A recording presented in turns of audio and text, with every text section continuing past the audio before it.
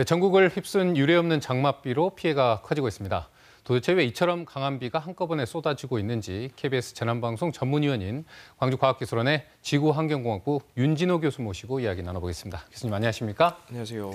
사실 저희가 장마하면 한 10일 또 2주 정도 이렇게 비가 오락가락도 하고 또 쨍쨍 찌는 날도 있고 또 습한 날씨 이런 것들을 좀 상상을 하는데 이번 장마비는 좀 양상이 다른 것 같습니다. 어떻게 보셨습니까?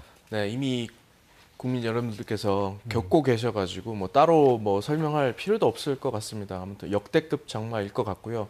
물론 정확한 숫자야 일단 시간이 끝나봐야 이제 좀 자세히 말씀드릴 수 있을 텐데 일단 굉장히 기록적인 폭우가 집중된 그런 장마로 기억될 수 있을 것 같고요.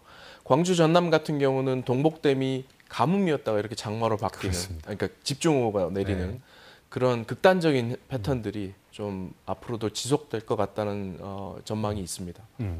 어쨌든 이처럼 강한 비가 또 특정 지역에 집중적으로 이렇게 쏟아지는 원인으로 이 대기의 강이 지목되고 있는데 이게 어떤 건지 좀 설명 부탁드릴까요? 네, 그 대기의 강이라는 건 원래 이제 미국 캘리포니아 지역에서 어떤 특정 지역에 그 집중호우가 내릴 때 나타나는 현상들이었는데 길게는 하와이에서부터 캘리포니아까지 구름대가 이렇게 쭉 이어지고요. 그러면서 그 수증기가 유입이 되고 거기에 이제 캘리포니아에 도달하게 되면 엄청나게 많은 비를 유발을 합니다. 근데 보통 그 동아시아 장마에 한해서는 일단 규모가 작기 때문에 그런 이야기들을 잘 쓰시는 분도 있었는데 많지는 않으셨었거든요. 근데 이제 지난 금요일, 토요일, 일요일 그 사례를 보면 워낙 뚜렷하게 이제 북태평양 고기압 가장자리에서 엄청나게 많은 수증기가 유입이 되고 그게 하필 이제 전북, 충남, 경북까지 그리고 그 지역에 그 많은 수증기가 그냥 다 비가 되어버린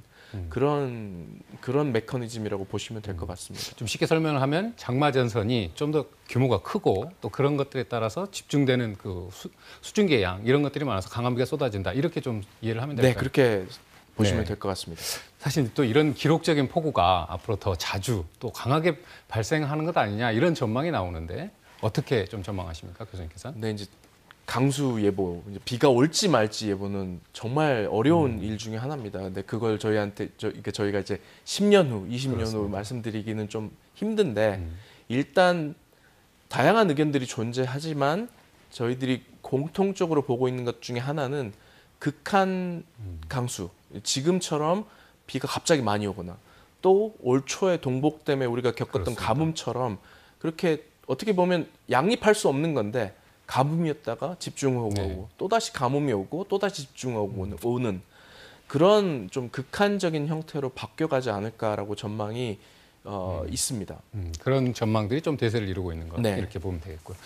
사실 이처럼 기후변화로 인한 재난이 좀 더 현실화되고 있다고 한다면 우리 재난 시스템 이걸 어떻게 준비해야 될까 이런 체계들도 좀 바뀌어야 되겠다 이런 좀 의견들이 있지 않겠습니까?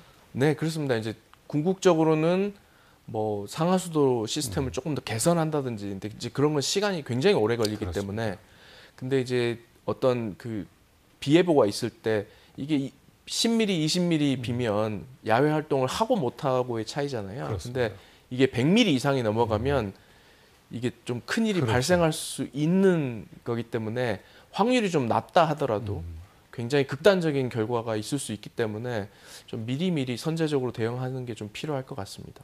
알겠습니다. 오늘 말씀 잘 들었습니다. 지금까지 윤진호 교수님이었습니다. 감사합니다. 감사합니다.